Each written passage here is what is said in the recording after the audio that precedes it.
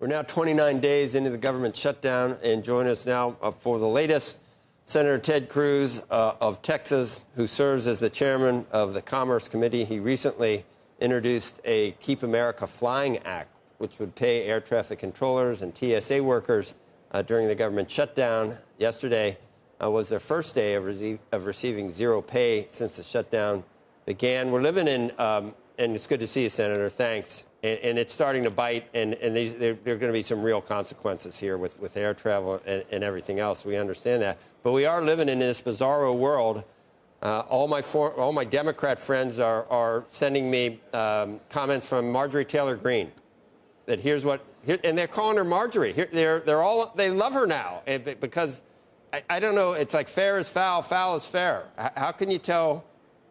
What are you saying at this point? Are you ready to renew all the Obamacare subsidies to get this done, or do you say this is clearly in the Democrats' court? Well, Joe, my advice is don't spend much time worrying about Marjorie is saying. What I found is a pretty consistent pattern is that whenever an elected official decides that they're going to turn on Israel and they hate Israel, you will very quickly see every other policy out of their mouth become very, very liberal. And so suddenly Marjorie's for massive government spending and taxes, and she's for open borders and amnesty. Okay, fine. That is not where the American people are. Where the American people are is real simple. We're on day 29 of the stupidest shutdown. This is the Schumer shutdown. And it is the stupidest shutdown because it is a shutdown for literally no reason. The reason the government is shut down is that Chuck Schumer has a political problem. And he has a political problem from right where you're sitting right now, from New York. The last time the Democrats allowed the government to stay open, it was in March of this year, the left-wing base in the Democrat Party went nuts. And he almost lost his job. They almost threw him out of the job as minority leader. This shutdown exists for one purpose, and it's for him to tell the crazy left-wing base, the nuts that were dancing in the No Kings rally, I hate Donald Trump as much as you do. And all the rest of the Democrats, they're like lemmings. They're saying, shut it down, shut it down, shut it down. 13 times now the Republicans have voted to open the government, to pay the federal workers. 13 times the Democrats' party line have voted no. Keep it shut down, keep it shut down, keep it shut down. And at this point, it's not even clear they have an exit ramp. I think they're going to continue this another week or two, and then at some point, 7 or 8 Democrats are going to have some sense come into them. I think it is very likely to be retiring Democrats who will never again face a primary election, so they're more insulated from the crazy left-wing base. But we are watching performative art. We're not watching public policy. We're not watching elected officials who give a damn about the people they represent. This is all about political saving Chuck Schumer's rear end. There's a study out, and it's highlighted in an op-ed piece in the Journal about the Paragon Institute to where the increases in the Obamacare premiums are coming from this year. The base premium, 83.3%, has to go up just based on the Unaffordable Care Act, which is basically what it is. Increase from all other factors in 2026, 13.3%.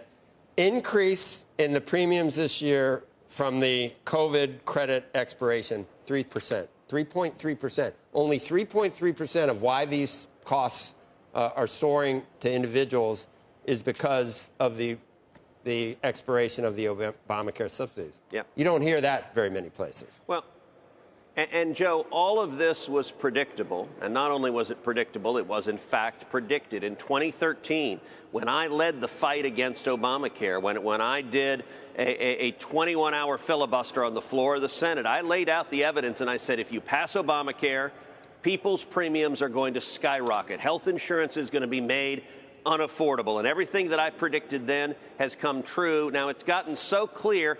Even the Washington Post, hardly a right-wing publication, the Washington Post just a few weeks ago admitted the, quote, Affordable Care Act is not remotely affordable. It has caused these premiums to skyrocket. Now, you and I both understand economics. Economics 101. If you want prices to drop, what do you want? You either want more supply or less demand. Well, we're not going to get less demand. The demand for health insurance is steady and growing. So the only way to get prices to drop is to have more supply. And a huge reason that Obamacare caused prices to skyrocket is it artificially restricts supply. It limits the options that health insurance companies can offer consumers, and it almost immediately resulted in prices skyrocketing. And so the answer to this, which I've been fighting for 13 years, is expand consumer choices, allow consumers to buy the health insurance policies they lead, and that expanded competition will in turn lower prices. The Democrats don't want to do that, and instead their solution, this really does illustrate the modern Democrat Party, their solution is what they call the Obamacare subsidies. You know what those are? Those are direct payments to a handful of giant health insurance companies. It's corporate welfare on steroids, and mind you, since Obamacare passed, the profits of the largest health insurance companies have more than doubled. That's what's happened. And so the Democrats are saying, hey, to the working people, your health insurance is going to keep going up and up and up and up. But we, the Democrats, we really want to give billions of dollars to health insurance companies who've doubled their profits because we're forcing people to buy a product even if they don't want to buy it. Hey, Senator, I understand the desire to want to pay the air traffic controllers and anybody who's working, basically, showing up for work and not getting paid. It's horrific. I can't believe we've gone this far in this government shutdown. But we just had Gary Cohn here, the former NEC director, and he said, look, the problem is if you start to do this one-off, you are never going to get the government completely reopened. I'm putting words in his mouth, but basically this has been the pressure point, the pain point that forces everybody to do their jobs and reopen the government. So I can understand and appreciate this effort. What I think really needs to happen is there's got to be some movement in Washington, somebody who takes a leadership role, somebody who pulls this together to make sure we reopen the government, because there's no reason for the government to be shut down for this long of an extended period of time. None. It's crazy. Look, the Democrats need to stop playing games. I'm hearing a lot of chatter that they want to keep the shutdown going until at least past the election next week, the election in Virginia, the election in New Jersey. Now, bizarrely enough, they think if they shut the government down in a state like Virginia, where you've got a ton of government workers, if you have a ton of government workers who are not getting their paychecks, their calculus is they'll shut it down, they'll vote to shut it down, but they're counting on voters being essentially ignorant and listening to the Democrat spin of, oh, it's the mean Republicans who are taking away your paycheck, except for the minor detail that we have voted 13 times to open the government. If they joined us one of those times, the government would be open. And at this point, the American Federation of Government Employees, the largest government employee union, has come out explicitly and said the Republicans are right, open the government, pass a clean CR. The Air Traffic Controllers Union has come out and said what's the Republicans are right, what do you think the Republicans should do? I don't know. Becky, I don't know. I mean, I think it's what do you think? What do you think they should? But what should they do? I don't know. But somebody's got to be a leader who steps up and fixes this. I mean, it's a continuing resolution. It's a clean CR that. Right, but at some point, I have said all along. So you have to honor the extortion, and I've said all along I don't agree with the government, with the Democrats shutting down the government. Then the Democrats need to open the government. But if we do this piecemeal, and believe me, I think it's the right thing to pay those people, but I don't think it's the right thing to pay them piecemeal. I think everybody should get paid. I think the government should be reopened. I think this creates all kinds of chaos. By shaving this off and doing it piecemeal, it extends the potential for them to continue the government shutdown. So look, Becky, if you worry all day long about what might make the Democrats behave badly, you could worry every moment of the day. What I can tell you is we're in the middle of a reckless shutdown that is causing real harm. On November 1st, SNAP benefits, food stamps, are not going to go out. They're not going to go out to 40 million Americans. And the Democrats, they voted yesterday, nope, don't pay for food stamps. They voted yesterday, nope, don't pay for federal employees. Let's take air traffic control. Right now, today, there are 50,000 TSA agents who are going into work.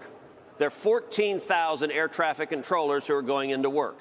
They're not getting paid. Yesterday, they had a paycheck that was coming. They got no paycheck. Yeah, it's a horrific situation. Do you think it makes us less safe in the air because Secretary Duffy said they're all stressed on this, right? It has to make our airways less safe. Yeah, it's unquestionably less safe. We're seeing delays On Monday, we had 3,300 delays. On Sunday, we had 8,700 delays. And for the flying public, you're going to see more flights delayed, more ground stops. We've seen ground stops in Houston. We've seen ground stops in L.A. You're going to see more and more and more of that because of air traffic control shortages. You're going to see longer lines at security because of TSA shortages. And I'll tell you what one Democrat senior aide told Politico. He said, we, the Democrats, are going to keep this shutdown going, quote, until planes start falling out of the sky. That's just reckless and irresponsible, but sadly it sums up where today's Democrat Party is.